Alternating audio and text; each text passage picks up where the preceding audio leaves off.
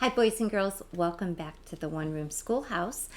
I want you to look around and see how it's so very different than our schoolhouse. This is from the past, although we do have Amish in our community that do use one-room schoolhouses where all the kids go to the same building, same teacher.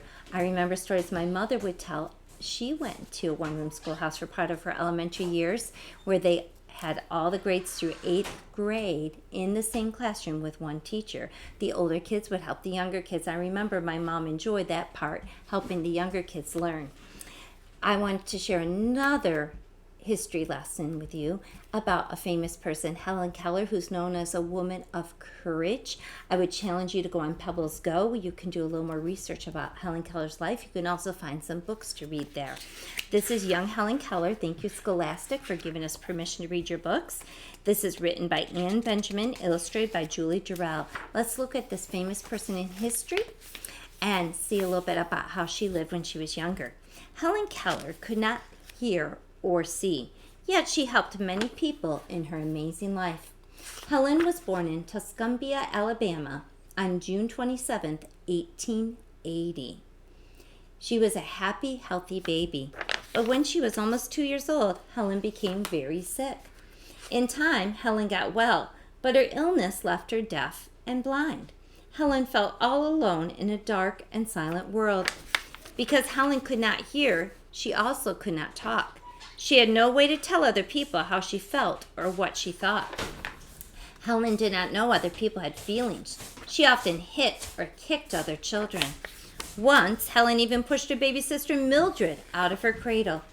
Helen's parents knew Helen needed help. They took her to see Dr. Alexander Graham Bell. Today, Dr. Bell is remembered for inventing the telephone. But when Helen's parents came to him, he was running a school to help people teach the deaf, and there's an old-fashioned telephone from long ago. Dr. Bell said there was a special way deaf people could talk by making signs with their fingers. He told the Kellers how to find a teacher to help Helen, and we've learned a few signs in school when we say happy birthday, and here's A, B, C, and you can see there. When Helen was 7, a woman named Annie Sullivan came to live with the Kellers. She would change Helen's life. Annie knew what it was like not to be able to see. She had been nearly blind when she was a child. She had had 2 operations to save some of her eyesight. Annie began teaching Helen right away. She gave Helen a doll. Then she spelled doll, D-O-L-L, in Helen's hand. So she would have done the sign language right in her hand so she could feel the letters. Every day, Annie spelled words into Helen's hand. Helen learned quickly. But she did not know she was making words. She still could not talk to people. Annie and Helen had many fights. Annie wanted Helen to obey her, and Helen did not like this. Helen was used to doing what she wanted. Her parents felt sorry for her. They never punished her when she was bad. At mealtime, Helen ate with her fingers and grabbed other people's food. Annie made her use her fork and spoon and eat her own food. Annie treated Helen just like any other child, and every day Helen behaved a little better. One day, Annie took Helen out to the water pump.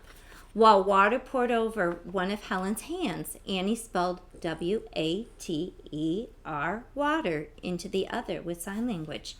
Suddenly, Helen understood what words were. Her life would never be the same.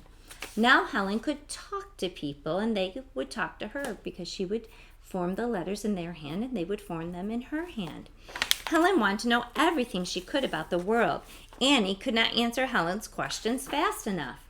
Helen learned to read and write in Braille. In Braille, words are printed in raised dots that blind people can feel or read with their fingers, as you see here. She also learned to lip read by touching people's faces. And when she was a teenager, Helen even learned to speak. When Helen was 20, she did something that many people thought was impossible. She went to college. Annie went with her to help her study. Helen spent her life helping blind and deaf people. She gave speeches and wrote many books. Helen Keller died on June 1st, 1968. But people all over the world still remember her courageous, helpful life. And think of all the challenges she faced, and she didn't give up. So whenever something gets hard for you, remember the courage of Helen Keller.